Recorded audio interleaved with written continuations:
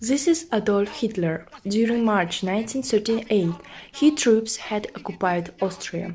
During March 1939, Hitler seized the rest of Czechoslovakia by force of arms. 1st September of 1939, Hitler, however, invades Poland. This was the beginning of World War II. Over the course of World War II, the fighting countries fell into two categories: Allied and Axis powers. Allied powers like the United Kingdom, France, and Soviet Union, and the United States were against Adolf Hitler's Nazism, as well as Italian fascism and Japanese militarism.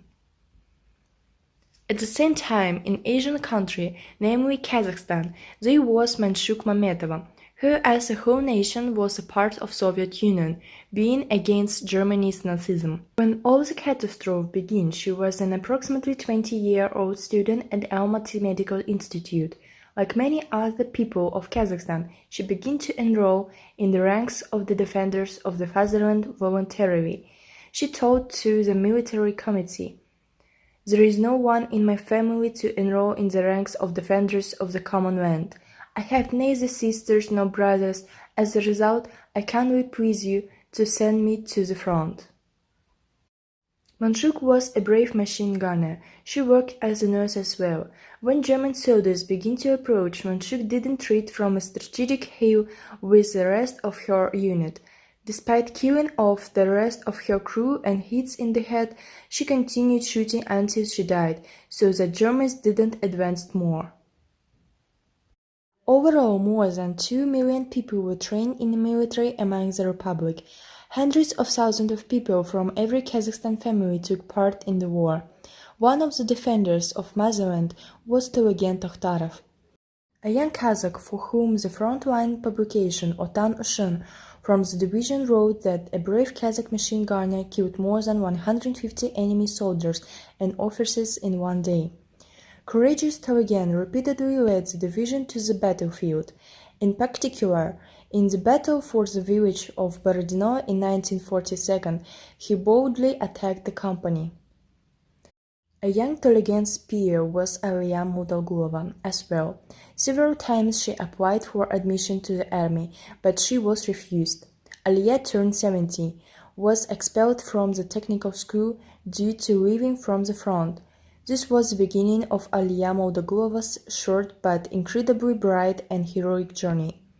The brave daughter of the great steppe destroyed fascist soldiers and officers, being a girl sniper. Not only did she work hard, but she was also able to cheer others up.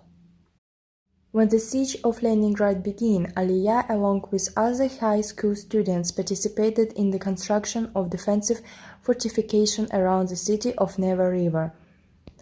For Leningrad's struggle, Sultan Baymaganbetov's heroism is also related. Sultan served in the 67th Army of the Leningrad Front and became a machine gunner.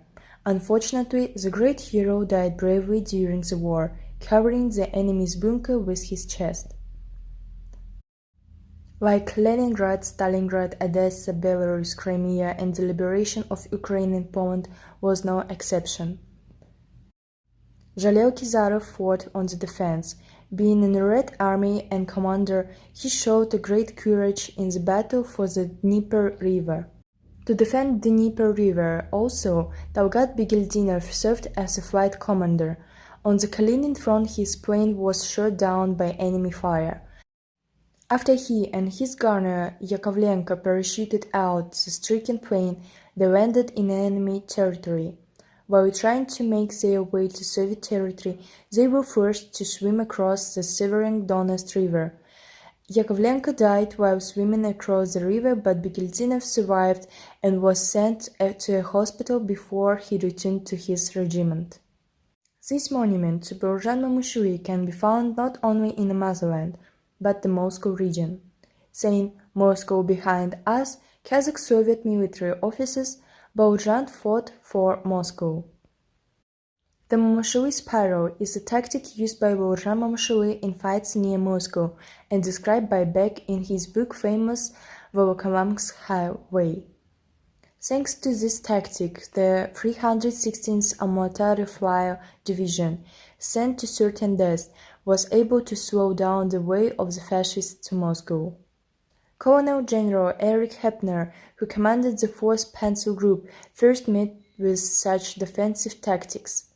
In his reports to Hitler, he wrote, "This wild division is fighting in violation of all the rules and engagement, and her soldiers don't surrender.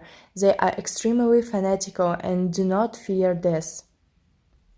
This tactical technique was developed by General Ivan Panfilov, but in practice it was masterfully carried out by Baurzhan Momushuly.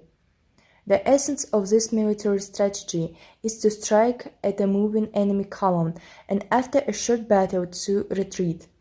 Along the way, ambushes were organized in which the enemy was lured, and after the enemy's military units were being pulled out, the Momushuly detachment again returned to strike at the main force of the enemy. Last but not least, Rakhimzhan Koshkarbayev was the first soldier to raise the Soviet flag at the Reichstag building in Berlin, having placed the flag by a staircase in the Opera Hall after sneaking into the building. After nightfall, Koshkarbayev and several of his comrades raised the flag on the roof. One might not imagine how wide a number of hurt or unhurt heroes was.